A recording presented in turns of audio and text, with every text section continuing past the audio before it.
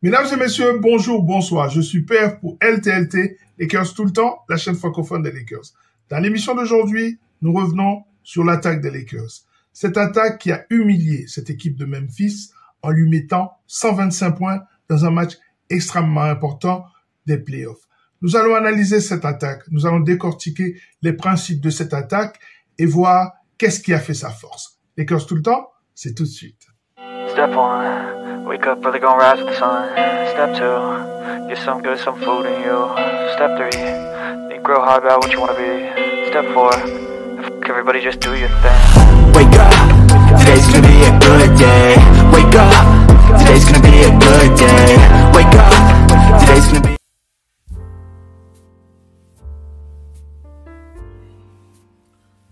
L'attaque des Lakers est-elle une attaque sans système? Pourquoi est-elle si imprévisible? D'abord, il faut noter que les Lakers jouent dans un système défensif et offensif basé à la fois sur l'effort et le QI basket. Ne vous demandez pas pourquoi certains joueurs ont disparu de la rotation des Lakers. QI basket, je vous dis. Cette attaque a ses forces et ses faiblesses. En conséquence, elle fonctionne à plein régime quand les joueurs ont les bonnes réactions, les bons réflexes, la bonne lecture. C'était le cas lors du match 6 face aux Grizzlies. Mais elle peut souffrir aussi quand les adversaires corsent les choses pour les Lakers et que ces joueurs manquent d'énergie afin de pouvoir fonctionner, comme lors du match 5 par exemple. Ensuite, on peut dire que c'est une attaque act and react. Cela veut dire qu'on réagit en fonction de ce que fait l'adversaire. Autrement dit, on prend ce que nous donne l'adversaire. Take what the defense gives you. Cela crée des situations d'inconsistance, d'imprévisibilité. La raison? Un nouveau coach bien sûr, et un roster qui est différent par rapport à ce que les Lakers avaient en début de saison. Ainsi, on s'attend à avoir une attaque plus systématique l'année prochaine et beaucoup plus fluide. Enfin, il y a des principes qui sont tirés de deux systèmes que je présentais dans une émission avant la saison NBA. Il s'agit du 5 out ou du 4 out and 1 in. Ce qui est visé dans ce système, c'est le spacing. C'est le spacing qui permet le drive. C'est le spacing qui permet au pick and roll de fonctionner. C'est le spacing qui permet à LeBron de recevoir la balle au poste bas et de pouvoir opérer à partir de là. On va le voir dans les vidéos. Tout ce qu'on va voir dans cette vidéo dépend de ce prérequis, le spacing. Ce spacing que les Grizzlies ont contrarié en laissant Jared Vanderbilt seul dans le 5e match. Il faut s'attendre à ce que les Warriors l'exploitent dans la série à venir. À savoir, fermer le circuit au panier pour empêcher le drive d'être efficace. Vous verrez que dans cette vidéo, j'insisterai beaucoup sur la position des joueurs sur le terrain. Cette attaque des Lakers peut fonctionner à plein régime. Et quand c'est le cas, c'est magnifique. C'est ce qu'on a vu lors du match 6 face aux Grizzlies. 125 points dans un match crucial face à une équipe élite en défense et numéro 2 de la conférence. En saison régulière, les Lakers étaient la 6e attaque avec 117 points par match, avec 34,6% de réussite à 3 points et 48,2% de réussite au global. Les Lakers sont la 10e attaque des playoffs, avec 115 points inscrits face à une défense élite des Grizzlies, avec un pourcentage global de réussite de 46,3% en playoffs, ce qui fait la 6e équipe de ces playoffs. Une défense des Grizzlies qui, il est vrai, a tenu les Lakers à seulement 31% de réussite à 3 points, mais qui ne l'a pas empêché de triompher en 6 matchs.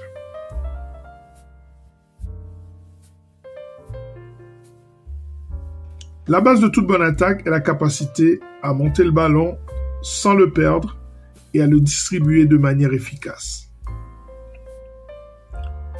Et aux Lakers, plusieurs joueurs remplissent ce rôle avec brio. D'Angelo Russell, Dennis Schroeder, Austin Reeves et sans oublier LeBron James. LeBron James, dont la vision du jeu demeure l'une des plus efficaces de l'histoire du basket.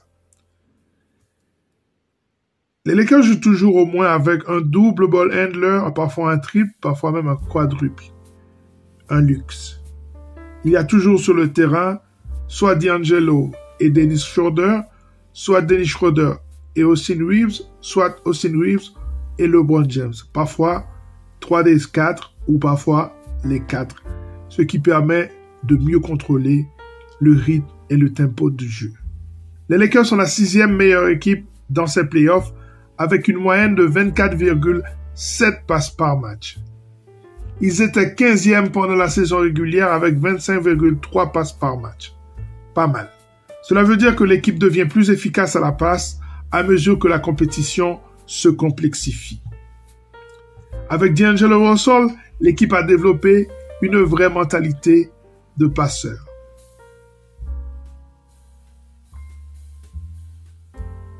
Les Lakers ont l'un des meilleurs paces de la ligue pour 100 possessions.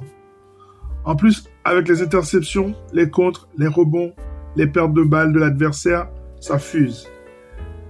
Les Lakers sont la 9e équipe aux interceptions avec 7 par match dans ces playoffs. En saison régulière, ils étaient 26e avec 6,7 interceptions par match. Les Lakers sont la meilleure équipe au contre des playoffs avec 9,2 contres par match. Ils étaient 16e pendant la saison régulière. Les Lakers sont la meilleure équipe au rebond des playoffs avec 49,7 rebonds par match. En saison régulière, ils étaient 6e avec 45,7 rebonds par match. Ça donne des possibilités de partir vite en contre-attaque.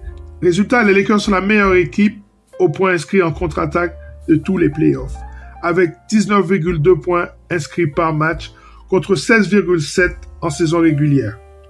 Ils marquent 17,3 points en deuxième chance, en rebond offensif, contre 13,5 en saison régulière. Enfin, sur les pertes de balles, ils inscrivent 17,2 points contre 14 en saison régulière.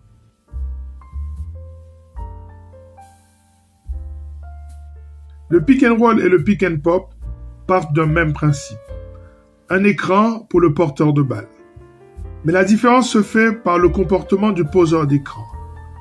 Dans le pick and pop, il s'écarte du panier, alors que dans le pick and roll, le poseur d'écran est plus proche du panier. Une autre variété est le high pick and roll, qui est ce système que les Warriors utilisent beaucoup pour sortir le pivot de la raquette, étirer la défense et faciliter leur merveilleux jeu de passe. Les Lakers utilisent parfois le high pick and roll pour faciliter le travail d'Anthony Davis dans la raquette, mais moins souvent quand même que les Warriors. En revanche, les Lakers jouent une version très complexe du pick and roll avec une double écran qui complique la réaction de la défense adverse. Dans un pick and roll classique, le ball handler a 3 solutions. 1. Attaquer directement le drop coverage, c'est-à-dire le pivot qui est en couverture dans la raquette.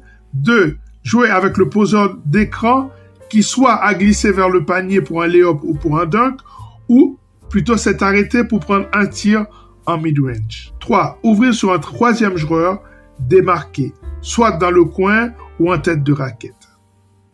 Or, avec le double écran, les possibilités du passeur sont multipliées par 2.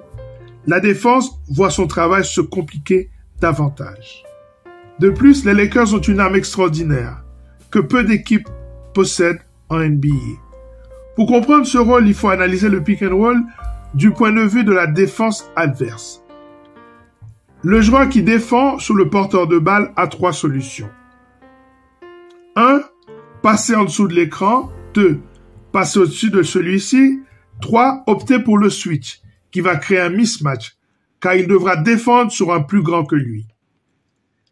S'il choisit la première option, il compte sur le deuxième défenseur, souvent un big, pour couvrir son joueur. Le temps pour lui de faire le tour de l'écran. C'est ce qu'on appelle le drop coverage.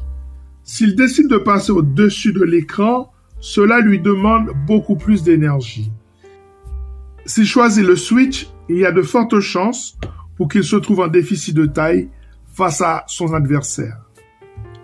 Or, en NBA, environ 60% des équipes défendent en drop, 20% en switch et 20% privilégient une solution à l'ancienne qui consiste à passer au-dessus de l'écran. Par exemple, les Celtics switch, les Wolves pratiquent le drop coverage, les Warriors aussi, et c'est là que ça devient intéressant. Il y a un joueur aux Lakers qui attaque avec grand succès la défense en drop coverage. Il s'appelle Austin Reeves. Au final, le pick and roll des Lakers est de plus en plus efficace, avec notamment la combinaison AD-D'Lo ou encore Schroeder et AD.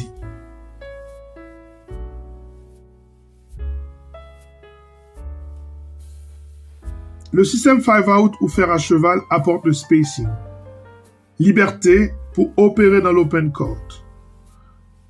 Ce système est fait pour faciliter le drive. Dans le 4-out and 1-in, il y a un point d'ancrage dans la raquette. Le point d'entrée et de sortie pour faciliter le in and out game. Dans ces playoffs, les Lakers effectuent 37 drives par match. C'est peu par rapport aux Hawks, aux Nets, aux Wolves, des équipes qui en font plus de 51. C'est parce que les Grizzlies ont fermé l'accès à la raquette aux Lakers. Dès lors, ils n'ont inscrit que 21 points sur les drives. Pendant la saison régulière, ils faisaient 44 drives pour 25 points inscrits, soit plus d'un point inscrit par drive effectué. Un très bon ratio. On peut s'attendre à ce qu'ils exploitent davantage ce système à l'avenir. Toute l'année, Darvingham a poussé Eddie à privilégier les drives plutôt que le jump shoot. D'Lo est très talentueux dans ce domaine aussi, de même que Dennis ou même Reeves, sans parler de LeBron. LeBron est encore, au jour d'aujourd'hui, le plus grand driver de la NBA. Mais l'inconvénient du drive, c'est qu'il demande parfois un sacrifice du corps et une propension élevée à subir une punition physique. Demandez à Ja Morant.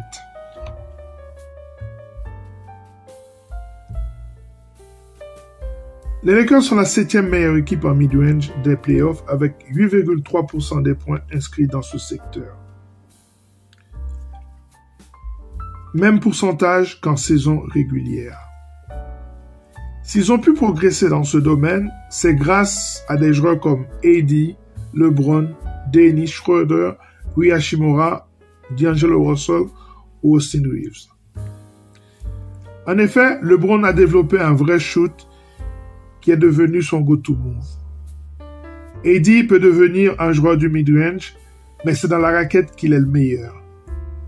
Austin Reeves devient de plus en plus intéressant dans ce secteur. Rui Hachimura est très bon et peut encore être meilleur en mid-range. Sans oublier Dennis Schroeder. C'est un style de scoring très efficace. Il y a une équipe qui marque 80% de ses points dans ce secteur. Ce sont les Phoenix Suns, avec Devin Booker, Kevin Durant et Chris Paul.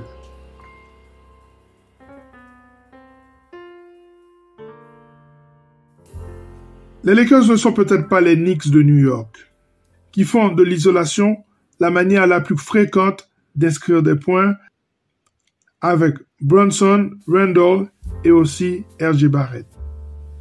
Mais les Lakers ont aussi des armes pour jouer en isolation. LeBron James, par exemple, qui tire son go-to-move de son isolation sur le côté gauche. Ou encore Anthony Davis, qui peut travailler en isolation et être extrêmement redoutable. D'autres joueurs travaillent en isolation.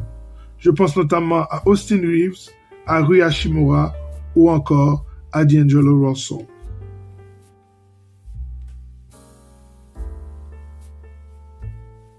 Plus grand sur tous les postes, les Lakers jouent beaucoup au bully ball.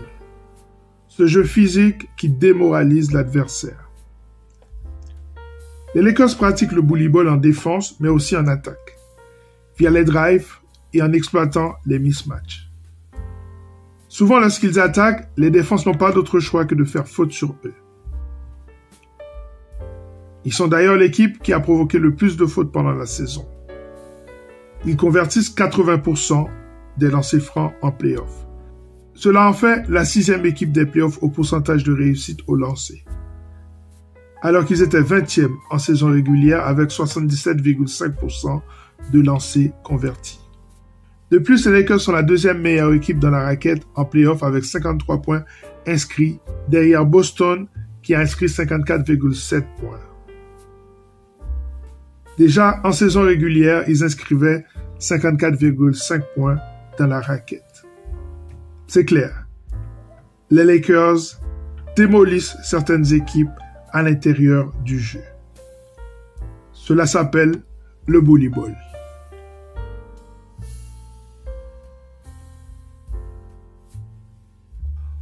Aux Lakers, l'attaque s'organise souvent à partir du poste. On travaille à partir du poste bas, surtout avec LeBron James ou Anthony Davis, ou du poste haut avec D'Angelo Russell ou Anthony Davis notamment. Même Rui Hachimura utilise parfois le poste pour opérer. D'ailleurs, avec LeBron James, le poste est devenu le lieu le plus dangereux pour les défenses adverses. Du poste, il peut faire des passes ou alors travailler tout seul pour inscrire des paniers faciles. Voilà, ça en est terminé pour cette émission consacrée à l'attaque des Los Angeles Lakers, une attaque qui a été particulièrement efficace face à Memphis. Il faudra être tout aussi efficace face aux champions en titre, les Golden State Warriors, dès le prochain match. Donc, nous reviendrons pour analyser ce premier match des Los Angeles Lakers. À très bientôt sur cette chaîne, Lakers tout le temps, la chaîne francophone des Lakers.